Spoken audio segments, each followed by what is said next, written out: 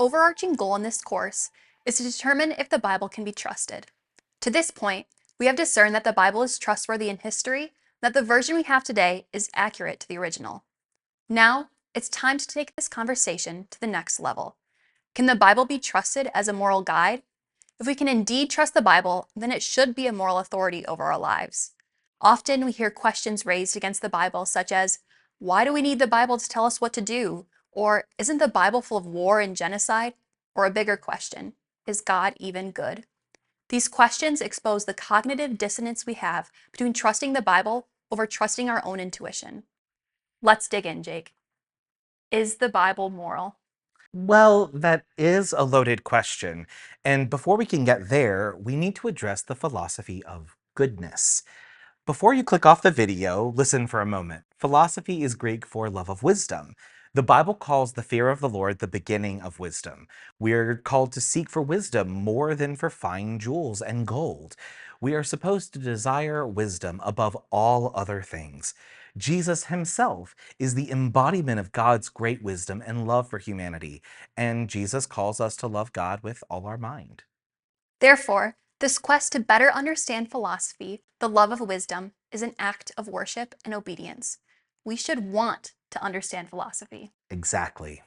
Now, the Bible does speak against philosophy in Colossians 2:8, which some viewers may be thinking about right now. However, in context, we see that Paul was warning believers from the dangers of being led astray from God's truth according to human traditions and worldly ideas. When we use philosophy in our context, we are trying to understand the things of God with the mental abilities He has given us, or as we have already referenced, we are loving God with all our mind. Another key to this conversation is that there is not one thing that is philosophy. Instead, we have many philosophies and philosophers.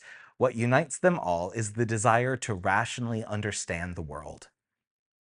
When I think of philosophy, I think of questions like, where did everything come from? Why does everything exist? Or what even is time?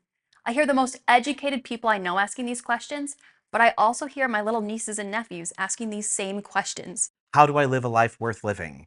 Is there a good life? What is goodness and what is evil? Let's talk about good and evil for just a second to get a glimpse into the vastness of these questions. Some religions say that good and evil are two equal forces opposed to each other.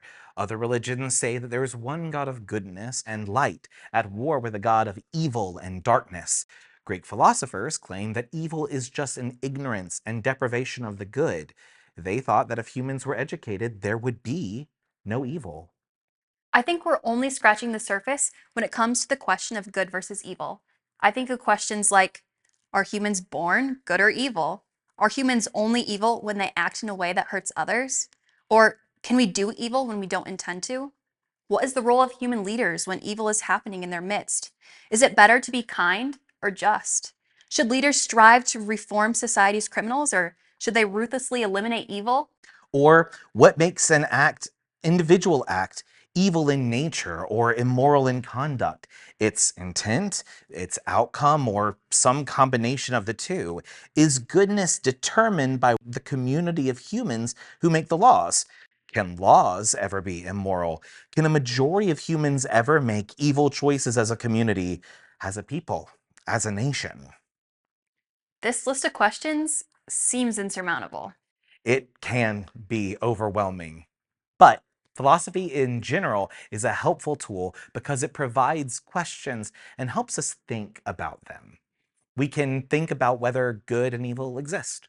We can use logic to help understand our problems and even formulate solutions. We can think about whether we could even know the intent of another person in determining guilt or innocence from crimes or culpability in evil. Ethics, another branch of philosophy, calls us to think about the basis of our ideals. Why do we think one action is better than another? If we know that, then we can try to apply that in rational ways throughout our life. Philosophy is a helpful tool, but is neither the beginning nor the end of goodness and morality in the Christian worldview.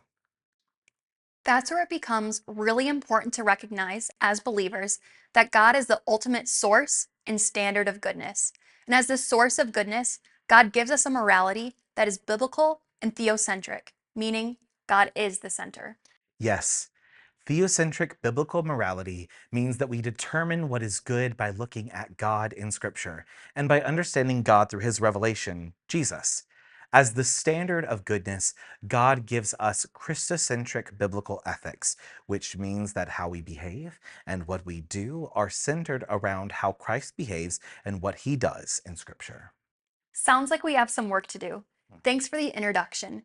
You've shown us that philosophy is really just how we understand the deeper questions about life and morality, and that the Bible presents its own philosophy to answer them. In the next session, we'll address the question, is God moral?